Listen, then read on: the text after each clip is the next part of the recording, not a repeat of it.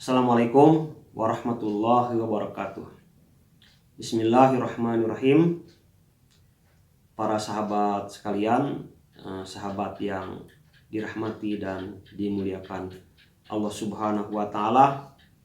Kewajiban yang ke-39 adalah anta'mala ala nashri da'watika fi kulli makanin wa antuhital qiyadatu ilman bikuli dzurufika wala taqdumu ala amalin yu'assiru fiha ta'siran jauharian ila biidnin.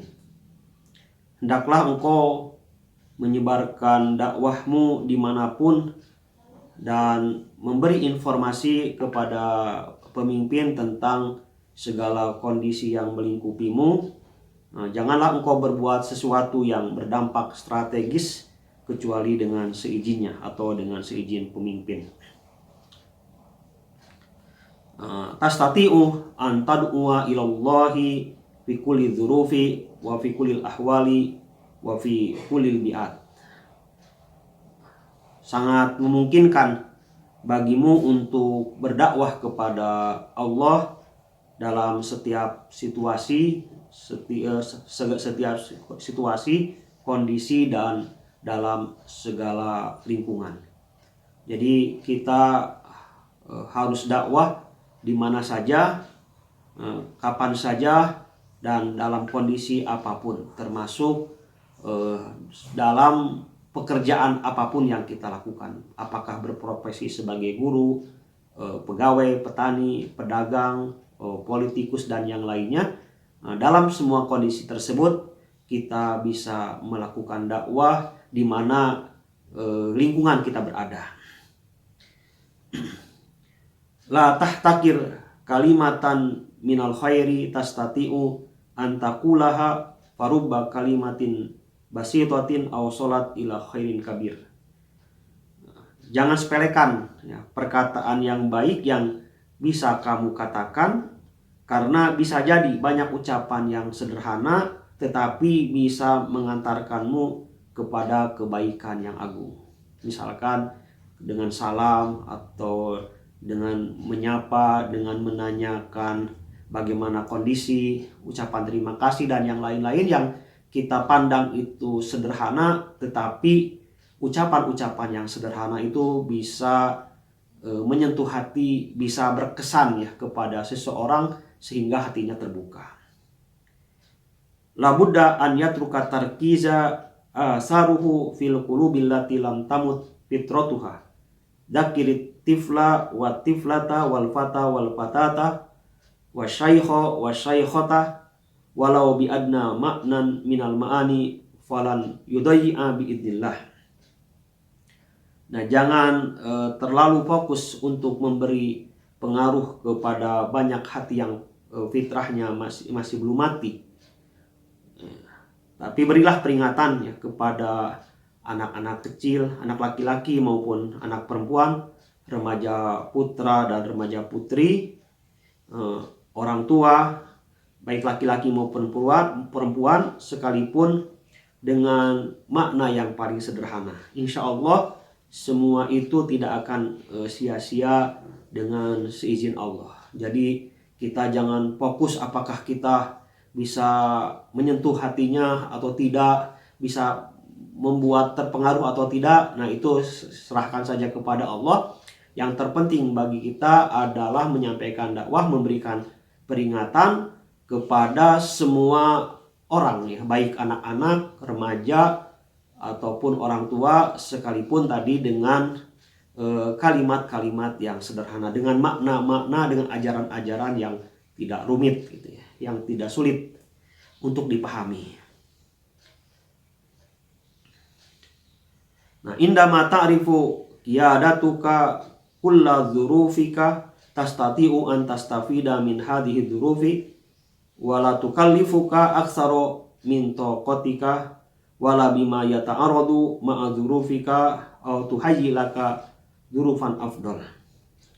Setelah penjelasan tentang kewajiban dakwah di mana saja, kapan saja, dan dalam situasi apa saja, berikutnya adalah hendaklah semua kegiatan kita, semua kondisi kita itu diketahui oleh pemimpin kita ya. Karena ketika pemimpinmu mengetahui situasi yang melingkupimu, mereka akan mendapatkan manfaat dari pengetahuan tentang situasi tersebut, sehingga mereka tidak akan membebani dengan tugas yang melebihi kemampuan kita, dan juga tidak akan memberi tugas yang bertolak belakang dengan situasi yang sedang kita hadapi. Bahkan mereka akan menyiapkan situasi yang lebih kondusif dan lebih baik.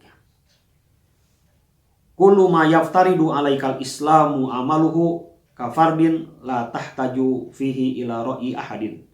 Wa kullu amalin yaftaridu alaikal islamu amaluhu kafardin min jama'atil muslimin wa yumkinu an yu'athira dhalika alal jama'ati nafsiha fa inna alaika an tastashira bih.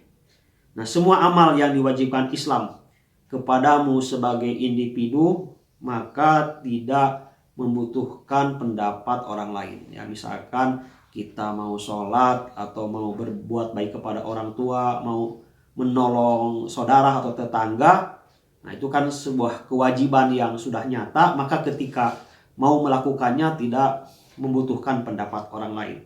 Nah, sementara kalau amal yang diwajibkan Islam yang pengerjaannya itu melibatkan engkau dirimu sebagai bagian dari jamaah muslim dan memiliki pengaruh bagi jamaah, nah, maka dalam hal ini kita harus meminta pendapat sesama anggota jamaah, bahkan meminta pendapat kepada pimpinan.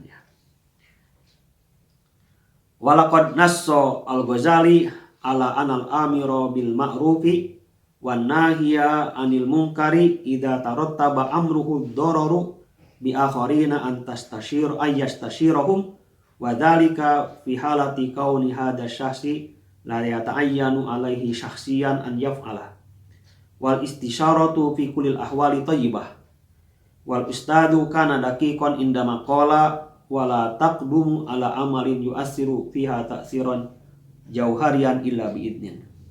Nah, Al-Ghazali menyatakan bahwa orang yang memerintah kepada kebaikan dan melarang kemungkaran, jika menimbulkan bahaya untuk orang lain, maka hendaklah dia meminta pendapat dari mereka.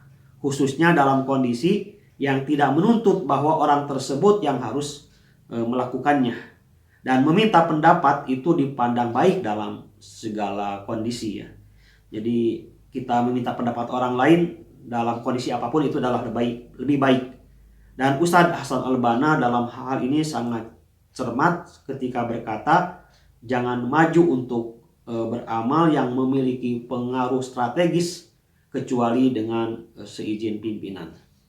Nah, demikian sahabat sekalian tentang kewajiban yang ke-39, yaitu kewajiban untuk berdakwah di mana saja, kapan saja dan kepada siapa saja, dan juga agar kita semua aktivitas kita diketahui oleh pimpinan, dan apabila kita mau mengerjakan hal-hal yang punya pengaruh strategis, kita diminta untuk atau diharuskan untuk meminta pendapat pimpinan. Demikian, semoga bisa dipahami dan kita bisa mengamalkannya.